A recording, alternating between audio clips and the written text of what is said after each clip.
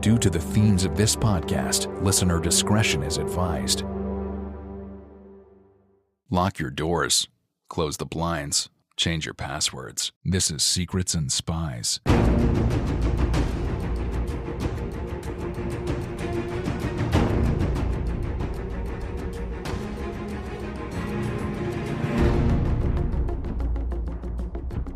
Secrets and Spies is a podcast that dives into the world of espionage, terrorism, geopolitics, and intrigue. This episode is presented by Matt Fulton and produced by Chris Carr. Hello, everyone, and welcome back to Secrets and Spies. On today's episode, I'm joined by two former CIA officers and now co-founders of Spycraft Entertainment, Sipher and Jerry O'Shea, to discuss their podcast, Mission Implausible. In their careers with the clandestine service, John and Jerry, in a sense, created conspiracies, convinced terrorists and hostile foreign governments to believe things that were not true. Now, they're looking into past and present conspiracy theories to assess what's real and what isn't, and explore why so many are so eager to believe some of the most outlandish stuff. This was a fun one to record, and I'm excited to share it with you. As always, a couple housekeeping notes first. If you enjoy the show, please leave a 5-star rating and review on your podcast streaming app of choice. That really helps new listeners discover the show. And if you're not already, please consider supporting us on Patreon. It's super easy. Just go to patreon.com/Secrets and Spies. Your generosity helps keep this podcast going. Thanks for listening, and I hope you enjoy our conversation. The opinions expressed by guests on Secrets and Spies do not necessarily represent those of the producers and sponsors of this podcast.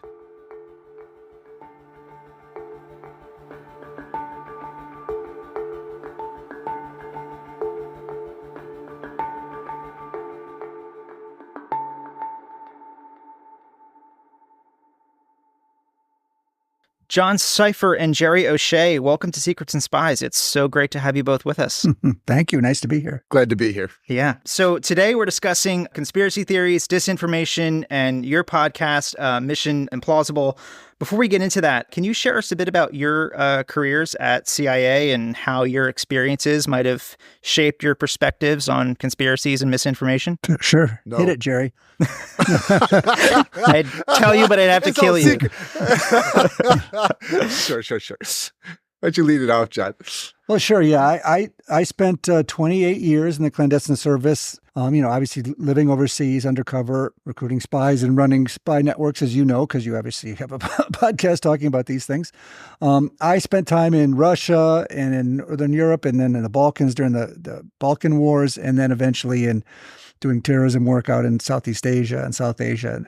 And it was a wonderful career. In terms of the disinformation thing, it's really interesting because I spent time in Russia and then working on Russia and Russian counter-espionage and sort of arresting spies and stuff. And sort of Russia and the Soviet Union have been using what we call now disinformation and lies and misinformation and chaos for years and years as part of their foreign policy, as a part of to keep their enemies weak or to force their enemies to focus on things that benefit themselves. And so it was especially interesting. I didn't have any sort of public face after I retired. And then when the 2016 election came up and there was all these allegations of Russia interference, people just didn't understand the history of Russian intelligence. And the U.S. government has been so focused on terrorism for such a long time that it just came sort of out of the blue to people. Whereas if you've been working on Russia for a long time, it really wasn't anything new. They've been doing this same game for quite a long time. Obviously, the tools of social media and other things made it easier and speedier to weaponize disinformation and false information, but it wasn't anything new. And so, yeah, I retired from the agency in 2014, and eventually Jerry and I hooked up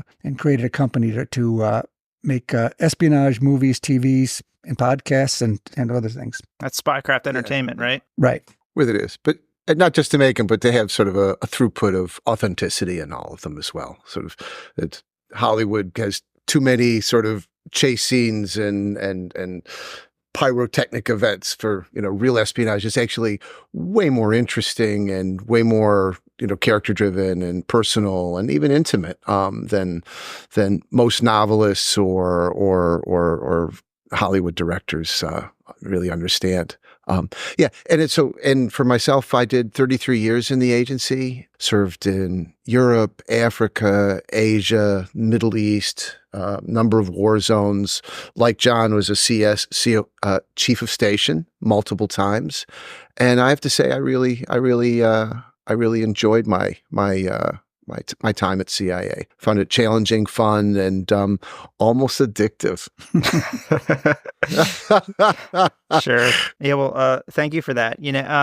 I don't know if you were, how much you can say about it, but given the topic that we're talking about today, were either of you ever involved with the political action group at Langley, or that sort of more covert action Title 50 side of things? No, not really. In fact, it's funny because when people talk about the CIA, and obviously you do, and talk about the history, that in the early years of CIA, it's all, you were overthrowing governments, and CIA was hitting assassinations and all these kind of things. We came in the post reform, after the 1970s reforms of CIA, so that real focus on the things that the Soviet Union did that we thought we had to do after World War II when we were fighting the Soviets were much less taken seriously. There was very little effort in terms of trying to come up with these sort of games and overthrowing governments and spreading disinformation. And obviously, in the modern era, we have regulations and laws against putting false information into the ecosystem that comes back into our own system, and that's almost impossible to stop nowadays. So of course, the U.S. government does engage to some extent in these things.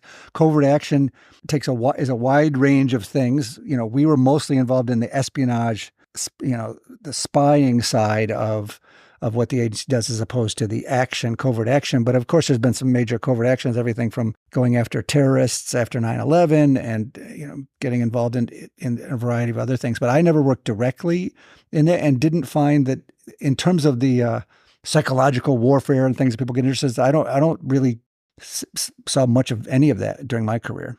Well, Matt, I think I would say that it might be a mistake to focus just on PAG, right? So PAG is a long storied past, and in fact, some of the things that the agency had done, say the overthrow of the Guatemalan government back in the 50s, right? So we're talking, a long time ago, through disinformation and a malign influence campaign.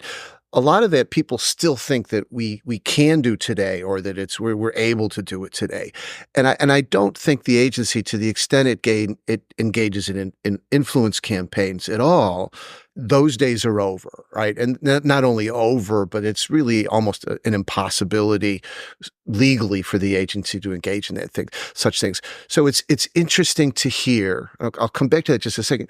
It's interesting to hear accusations and assertions like coming out of Russia, that Vladimir Putin would say things like Hillary Clinton and the State Department were responsible for the Maidan and the overthrow of the popular uprising against the government in Ukraine. Like, A, we couldn't do it. B, we don't have the resources. It wouldn't really work. I mean, there's no way that we have the expertise or the wherewithal to do it. Now, where I think we could talk more about influence campaigns is things that people would understand and I think agree with. And so I spent a lot of time, as to John, and the counterterrorism efforts, especially after 9/11. Mm-hmm. So things like convincing Taliban to surrender, like right after 9/11. We had leaflets, we had an information campaign to try to get into their dialogue internally within them. And then also with ISIS and Al-Qaeda, it's not so much that we could get them to believe things that weren't true, but I think we could sort of understand their internal dialogue. And it's an old thing, but I think if there are ways of like exacerbating fissures within Al-Qaeda itself, and it's no secret that like the Egyptians in Al-Qaeda of old, they sort of ran things. Zawahiri and then some of the Saudis, they were the top positions, and they and their kids didn't commit. They weren't engaged in suicide operations. But if you were a lowly if you were a lowly Uzbek or, Iraqi, you're expendable. And those were the young peasants they sent out. And we did know that within the organization, people recognize that. It's well, if you're an Egyptian and you've got a college education, nobody's asking you to blow yourself up, right? But they think it's great for me to go do it. And so it is possible to, in certain ways, and generally working with liaison partners who understand the mindset, which we don't, who speak native Arabic, to get into that dialogue and sort of create fissures and problems within the organization. But we didn't create them. It wasn't disinformation. It was really sort of understanding some of the issues and problems within a culture and manipulating it to our advantage, mostly to save American lives. So more tactical. And it doesn't always work. Tactical than big. And frankly, we weren't very good at the big part of it in the 50s and 60s. A lot of that stuff's come back to haunt us, right? In Iran and other places. Yeah. Well, that's some important context, I guess. As you said, the seventh floor isn't nearly as open to risk as it was back in those early days of the Cold Wars. And I guess if you guys down in the trenches somewhere suggested an effort to that extent now, a lawyer furiously popping Tums would appear quickly. And it's almost, it's impossible. Well, it's not impossible. We can talk about that too, but it's much more difficult in a CIA that's ruled by laws and that, they're not worried about leaks, but if leaks happen, if we're doing something that was less than moral, it's probably going to get out, right? Because we talk to oversight committees in both parties and so forth. It's really hard to dominate a media space like it used to be. So let's go back to our Benz back in Guatemala in the 50s.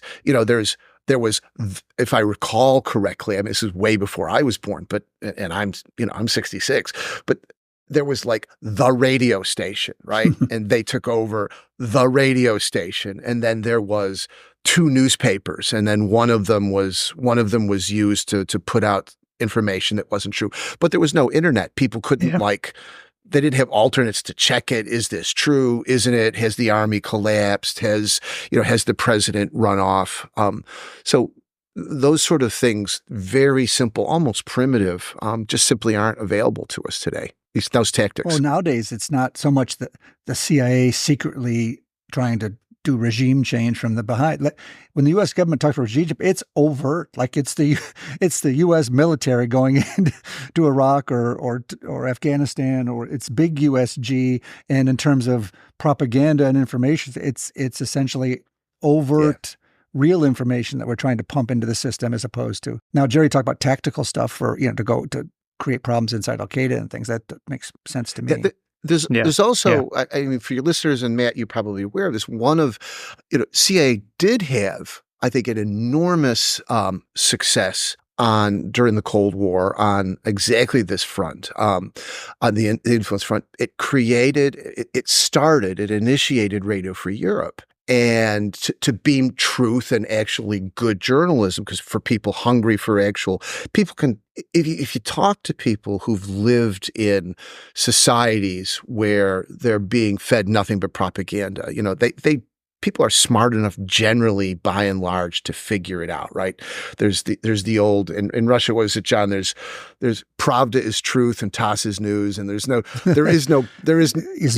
news and truth, and no truth and no truth in news, or no TASS and Pravda, close enough. But Radio Free Europe started out as a clandestine operation back in the 50s, and it was so successful that people started sending money to contribute. Genuinely, because not knowing it was, and eventually CIA let go of it and let it run on its own, and it continued to be throughout the Cold War to be one of the most popular and effective ways of conducting, I'll say, information warfare, but it really wasn't. It was good, solid, truthful journalism being beamed into places full of lies. And that proved to be very effective, at least in those days.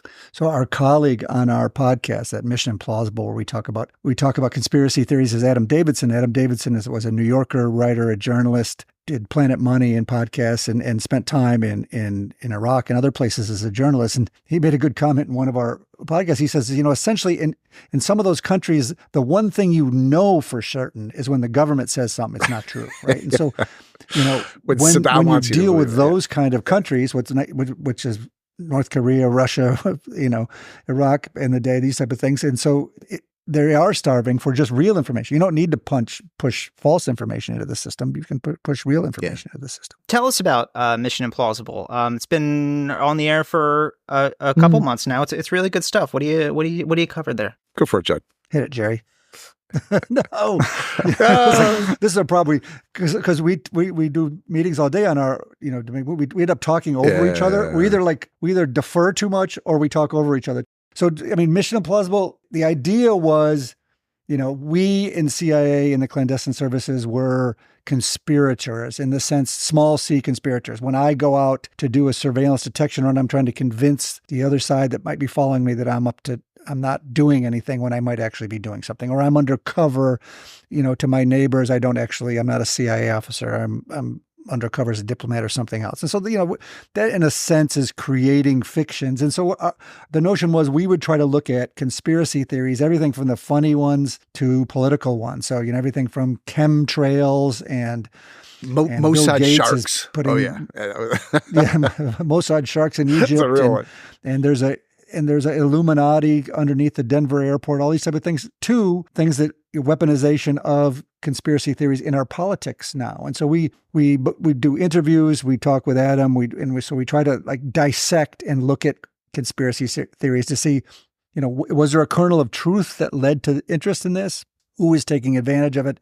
Who is it benefiting?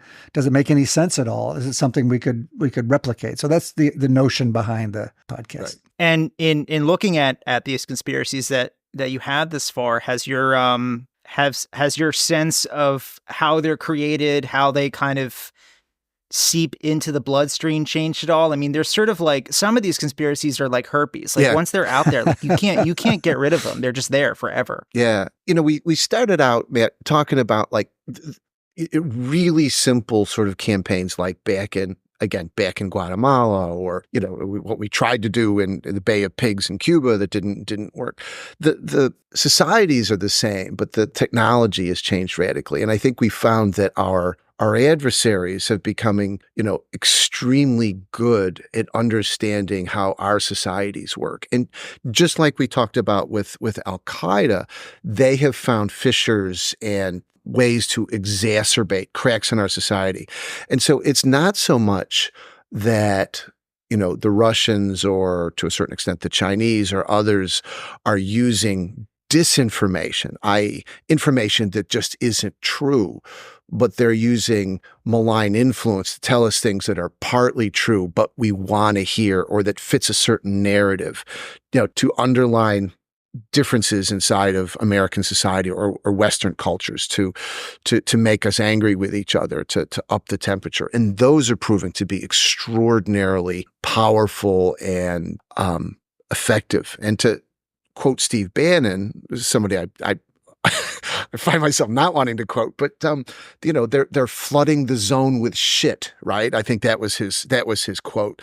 And quantity is its own quality. And I think Prigozhin, who's now dead, the head of Wagner, he didn't just run the Wagner Russian mercenaries. He also ran troll farms in St. Petersburg with, employing thousands of people to pump enormous amounts of misinformation into the altered, doctored, or manipulated information into our bloodstream, poison, to confuse people and to create a sense that there is no truth, or that that there's several truths, or if you feel it's true. I just think there's a very human interest in conspiracy theories. It is a way of telling a story. I mean, the world is just so unbelievably complex. I mean, there's no way in this day and age that even a government can control all the things that affect our lives that we would like them to do. And so in that complexity and in that mess of things, you need to try to tell yourself a story to understand the world. And conspiracy theories sort of fill that void. It tells you a simple story that answers a question for you. And that's why I think they're so powerful, and they stick with us. And so it's not a surprise that people grab onto them. It's also, we've talked to some experts about how difficult it is to get people out of rabbit holes if they dig down them, and so even for us, we're trying to look at some conspiracy theories, talk about them, see whether they make sense. There's some that are so deep that we, like the issue like UFOs or JFK assassination or something, there's people that are so into it, that have read hundreds of books and stuff, that you just can't even, in an hour-long podcast or whatever, you're not about to get into the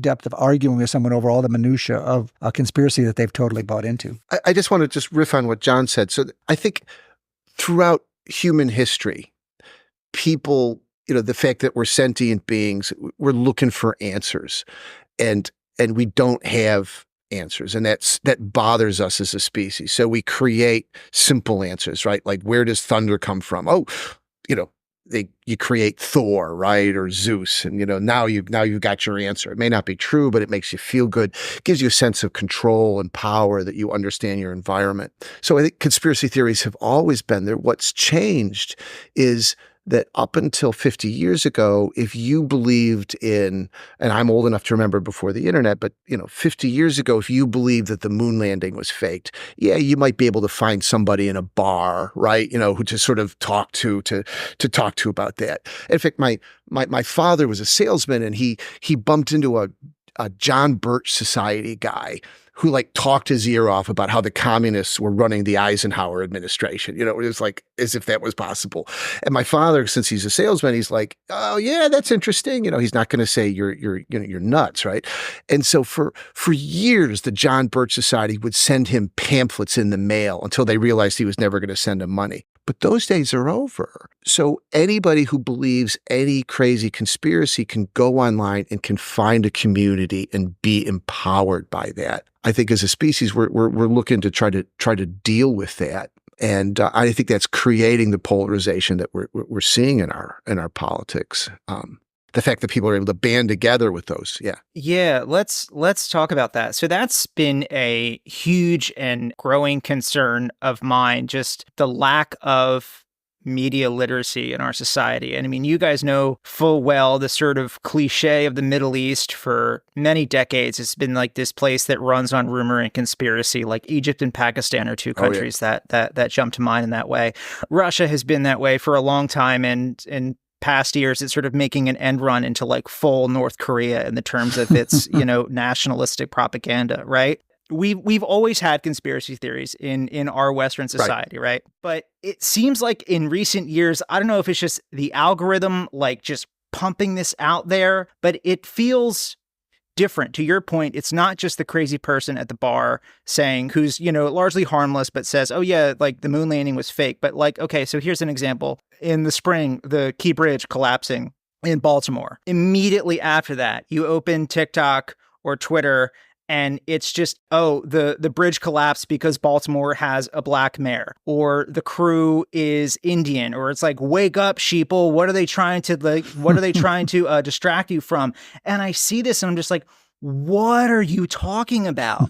And it just, I don't know if it's just more culturally acceptable, or the contagion is more out there, but I don't know, this is a very long wind up here, but after 9/11, we spent so much time and money investing in the resiliency of our critical infrastructure, whether that's electrical grids, fiber optic cables. But in the meantime, we've left millions of our own citizens completely susceptible to these deliberate influence operations by our adversaries. And many don't even realize that they're targets, or that they would be targeted, or in some cases, the extreme, they are knowing, willful vectors of this contagion. And I don't know in a free, open society how we deal with that. Yeah, I mean, there's communities of interest that Jerry was talking about. There's people who want to believe these things that come together, and then they can find each other easier to share. But also, just like you said, Matt, there's a confluence of actors that have an interest in this. So there's malign actors who just want to spin up clicks and cause trouble. There's foreign actors who want to do damage to us by creating chaos and other things. There are partisan actors who benefit by pushing certain conspiracy theories about the other side or what have you. And so these people all sort of come together, and now they have these tools with social media and other things to pump this stuff out. And then other malign actors can then see that that stuff that's coming out there, and they can put it on power, and push it forward. Right.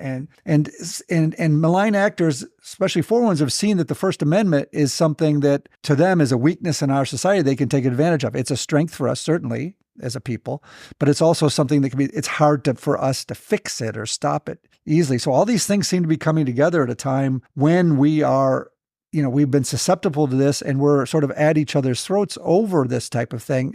And at the same time, it's pumping into the system and making things It's worse. also monetized. So, I mean, some of the prime people doing this, I'll just take the infamous Alex Jones for example, right? So, he's made a fortune off of this, and other people are trying to well. So it's not just foreign actors. The other thing too is with algorithms, it used to be that so I have a master's degree in international marketing, which I never used because I joined the agency after grad school. And I remember them saying like half of marketing is like doesn't work, but you don't know which half it is, right? So you got to do your marketing campaign. You just don't know which part is effective or isn't it. But today, with even small time operators can look at an algorithm and can read it, and they can determine, instead of throwing spaghetti in the wall and seeing what sticks, they know what sticks, right? You can actually watch what people are reacting to, and then you can feed that. So there's not only a monetization, and this is really interesting as at least as far as the population goes. There's mice with food pellets, right? If they did this experiment with rats and mice where they hit a lever and they receive either a food pellet or a shot of dopamine. And eventually, at least when it's the shot of dopamine, the rats will starve to death, right? Because they just sit there with a little lever. They don't walk anymore. And they're just, and I think there is a psychological, and we've all got members of our extended families. I've got one member of extended family who says, and maybe he believes in the flat earth now, and yet he wants to really argue this, but he gets in with his flat earth friends. And I think he gets a psychological kick out of being special. I think he gets a psychological kick out of being the center of attention. Everybody wants to talk to him. He has all the answers, even though they're silly, but he has a sense of control. And I think he gets a real dopamine kick out of this. And I think there's something really powerful. We should get him on the podcast, Jerry. You should. My brother-in-law. So I mean, I don't think people really understand how that works just yet, but because this is really new in the human experience, this sort of total control of, not total, but this mass information that we have available to us now. And Matt, one of the problems is that there's no real function in the U.S. government that is meant to deal with this or is prepared to deal with this. I mean, it took us a long time to even see that it was happening. I see on Twitter now people will write why doesn't the CIA or something do something about this? Well, the CIA is a foreign intelligence collection thing. We're not meant to be doing anything domestically. If we have sources that tell us that a bad actor overseas is doing something, we report that to the administration. The FBI is a law enforcement organization set to deal with crimes after they happen. And if they're pushed from people who are not breaking the law but are causing trouble, there's not a lot they can do. People have First Amendment rights. And then if foreigners are doing it, there's not much they can do because it's coming from overseas. And then, of course, when administrations try to put together some fashion of dealing with this information, the other party thinks it's an effort against them. And so we don't really have the institutions and infrastructure to deal with this yet. And the legal structure. So John mentioned earlier, I want to come back to something that the legality of the CIA, if and when it engages in Title 50, I don't know if you want to explain what Title 50 is, but it's deniable information operations. To the extent we do that, we have to be very careful that it doesn't seep into impact on the U.S. public. The problem, of course, is that English is now the global language. So if you want to conduct a campaign, it's much easier to get permission to do it, say, in Burmese, right? Or pick your exotic language. But if you're going to do it in English to reach a larger audience, it does tend to seep back, and we can't give those guarantees. So that further and should restrain the agency from being involved in campaigns, if and when they're turned back into English, because it washes back into the English-speaking world, which is everywhere now, right? So I think it's also, I just want to quick touch on, and I think it's a really important point. We talk about the campaigns, and we talk about disinformation. For those of us who were involved in these kind of things, even just sort of, kinda, it's like Eskimos with snow, right? They have all the different words for snow and people involved in it. So disinformation, by and large, means things that aren't true that you're pushing out, right? Mm-hmm. So it's malign influence is really sort of what insiders would use, like what the Russians are doing to us. And that's a mixture, a heady mixture of things that are completely true, partly true, untrue, true but curated or doctored, right? And those things are all put in together. And so when you look at like a Russian disinformation campaign, is the wrong word, because they're basically, a disinformation campaign would be something like, The AIDS stuff. exactly right. There was an Operation Infection where they said the U.S. government is responsible for AIDS. That was just disinformation. But then they would put malign influence into it, like Fort Detrick, Maryland actually exists, right? They would name some names of people who may or may not have been involved in sort of research. And so what we're dealing with, and I'll stick my finger in the wound real quick with Hunter Biden's laptop, right? The laptop from hell. The question isn't whether it's authentic. The question is whether it was part of a malign influence campaign that was being pushed, right? So whether one sentence or two, whether it was authentic or not, or what it was meant, that's less the thing than what's assertions made about it, how it's presented, and so forth. Like in 2016, the Russians stole emails from the Democratic National Committee and published them. And there's no evidence that I know of that suggests the emails are fake, but it was an effort to try to cause problems in an election season by a foreign actor. So the stuff was true, but it was also meant to be a malign activity. And there was another thing, timing. So the Russians, Fancy Bear and Cozy Bear, the two Russian entities, stole them, gave them to WikiLeaks, and Roger Stone was apparently involved. But what's important there was the timing to drop it in October, just before the elections, with all sorts of assertions about how awful these emails are. No one can tell me what's in any of those emails today, right? They weren't Hillary Clinton's emails. Those were the emails of the Democratic National Committee, where they were like, as any organization does, where they were arguing with each other and backbiting. And it was a bit salacious, but there was nothing illegal in any of those emails. And I'm sure hardly anybody here can remember what they were about. But the fact that they were dropped just before the election with all these assertions about what this was that all proved to be false, that's what counted, right? It was the 2 weeks before the election. Well, here's a specific question about I don't know if legally this would qualify as a foreign effort, but okay, you guys tell me if you think this is foreign or not. So on the last show that Chris and I, my co-host, did, we talked about this guy. He is a former Palm Beach deputy sheriff from Florida who has political asylum in Russia and now runs this network of a bunch of it's fake news in the literal sense, not I don't like what you're saying, so therefore it's fake news, but fake news in the literal sense of fake websites that purport to be U.S. newspapers like the Chicago Chronicle or something, right? That puts out disinformation in a way to specifically deceive Americans. So stuff like that, Zelensky is using U.S. aid funds to buy Highgrove House from King Charles, right? And I'm not a lawyer for NSD. Luxury yachts. Yeah. Yes, yachts also. Can't forget the yachts.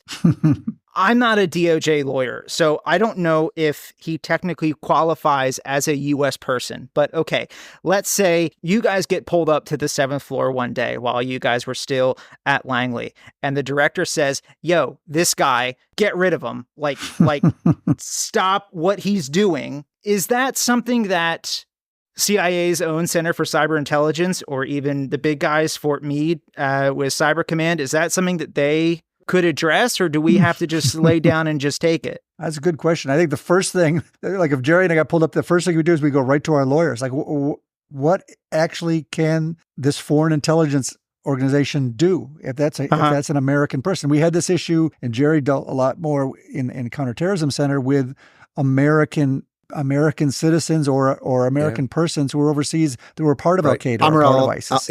Al-Awlaki was Halaki. Lucky, right? How do you respond to that? And so you have to go through the lawyers to say, okay, what can you do? What can you not do? And then you have to look at what is the way that you stop this? And those are all different issues. And of course, I mean, if he is living in Russia and putting this stuff out, even if he's doing it completely of his own, the Russians are providing him the sanctuary to do that. So it does I mean, I think there is a foreign intelligence and counterintelligence interest in that. So I think that would be an issue that would be between CIA, FBI, the Justice Department. It's funny, like one jerk from Florida would take a sort of all of government approach to deal with. So let's talk about limits of CIA, right? We work abroad. I think the answer the way to do that would basically say, I mean, the director wouldn't like it, but you'd say, yeah, it's not my job. But but how to do that? But it's not my job, but I think we know how to do it.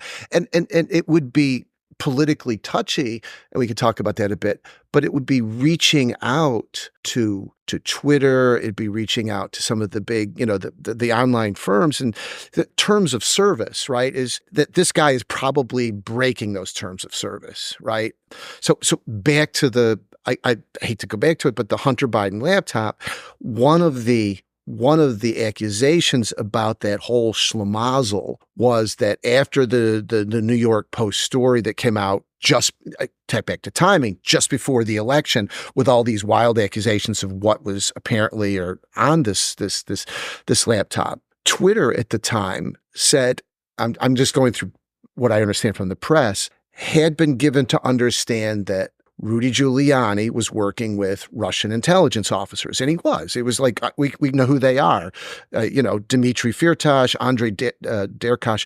We know who these guys were, and Twitter was told, not you have to do anything, but be aware that you're being manipulated, or that Rudy Giuliani, knowingly or unknowingly, is a vehicle for possibly a vehicle for Russian malign influence to influence our elections. And Twitter is like, well, we don't want to purvey Russian disinformation. That's not our job. So is this New York Post story on the laptop, is it Russian disinformation or isn't it? And what they decided, despite the fact of what people are saying about it now, is I believe it was 24 hours. They didn't let you could post the story, but you couldn't forward it.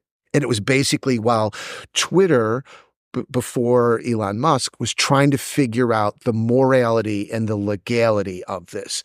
We don't want to expand Russian malign influence. There's also, was this stolen, which goes against, if it was stolen from Hunter Biden, legally, it was illegally taken from him, whether it was or wasn't, they had to determine this. Stolen information is not allowed to be, widely disseminated then on Twitter. And then I guess there was porn on there as well. And we can't put, Hunter Biden's dick pics on here either. And so they struggled. Tell that to Marjorie Taylor Greene. So it wasn't. But what this has turned into now is an accusation that large media companies, what Twitter was then, that they were engaged in suppressing information, First Amendment things. And I think if Matt Taibbi, somebody that John knows, the Twitter files, they tried to make it seem big, but if you actually read it, it was basically a bunch of lawyers and, the owners trying to figure out what's the right thing. And so for doing their job.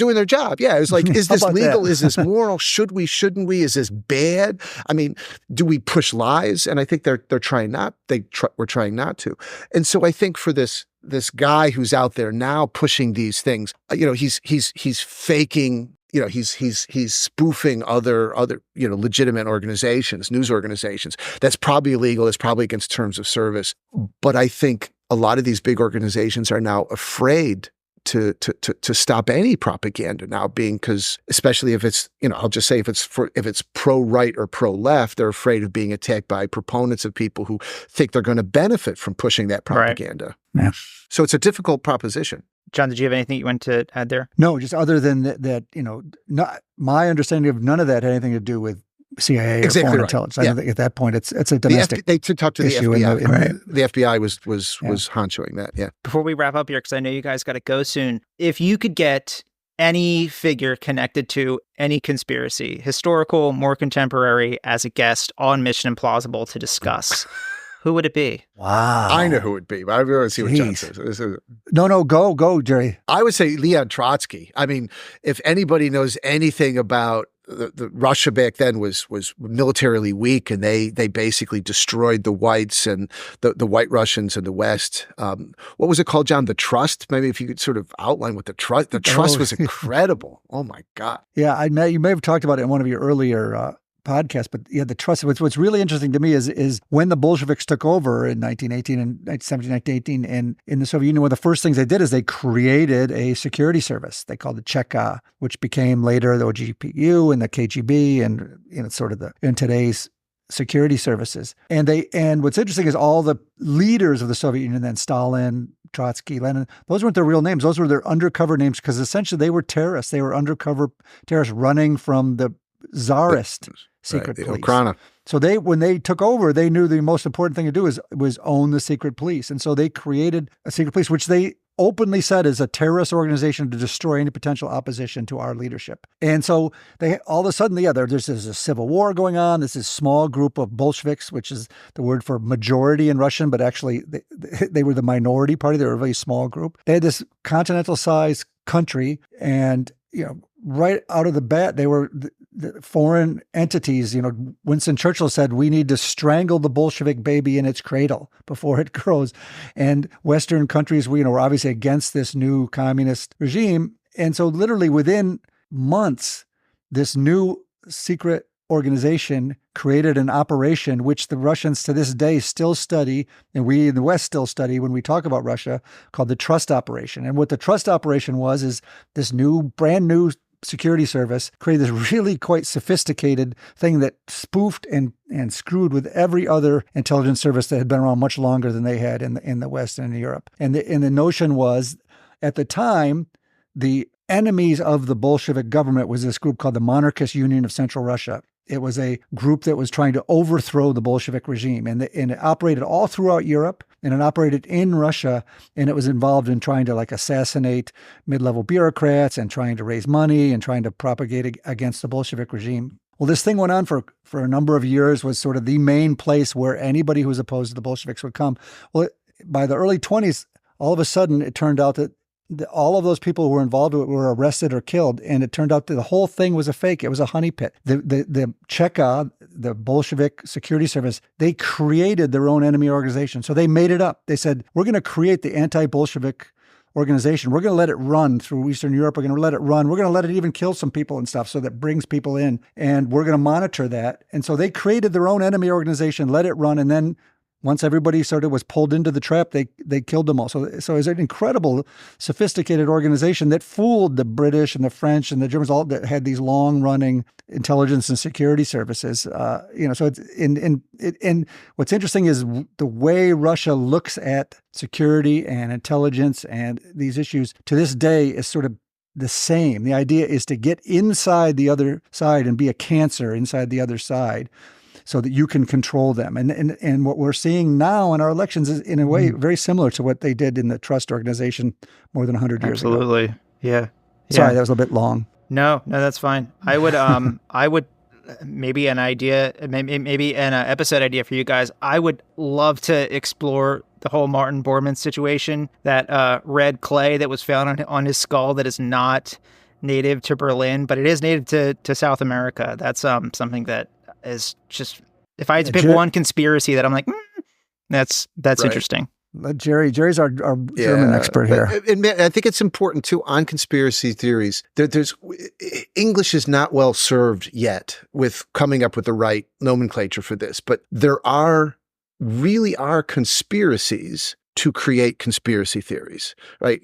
In Moscow, 50 people will sit in a room with a whiteboard and try to figure out what conspiracy theories they can come up with to dish us. Yeah. So there are conspiracies. I wouldn't laugh at all of them. And oftentimes they're to create conspiracy theories. Anything else you'd like to cover today that we haven't yet? No, This is fun. It's a real pleasure Yeah. to talk to you. We're glad to talk Yeah. about anything. Yeah. I So- would, if you guys are down for it, I would love to have you back on in the future to talk about Spycraft Entertainment and the importance of telling the truth in spy fiction and how that, when done wrong, sort of bleeds into this issue that we're talking about today. That's great. That's another big issue of mine that we just don't really have time for today. But We'd love to talk Sure about thing. that. Yeah, in the we're future. learning a lot about how Hollywood works. Doesn't and- work. and- Yeah. and doesn't work. Yeah. That's something that'll drive you to drink, Oh, I'm yeah. sure. I thought working in an intelligence committee was crazy and weird place. Yeah. Hollywood It's is pretty in many ways rational. compared to stranger. Hollywood, yeah. Where can listeners find Mission Implausible and more about you and your work? But Mission Implausible is an iHeart production, and it's on Apple Podcasts or iHeart Podcasts or any other podcast place. And so, yeah, we'd love for people to get on and give some feedback on the podcast. Yeah. And so, Give us thanks. some conspiracy theories. We're in That's no true, yeah. danger of running out of conspiracy theories, unfortunately. But No. You're going to be in business for a long time to come. It's a gift that keeps on it giving year really round. is. Yeah. John Sipher, Jerry O'Shea, thank you so much for coming on the show. Links to all that will be in the show notes. It was great having you Thanks, on. Matt. Well, thanks, Matt. Next time, hopefully Chris will be on. We Yeah, can wishing you talk- all the best. Talk together Yeah, more. yeah, I can drag him on. Yeah, for sure. All right. Thanks so much.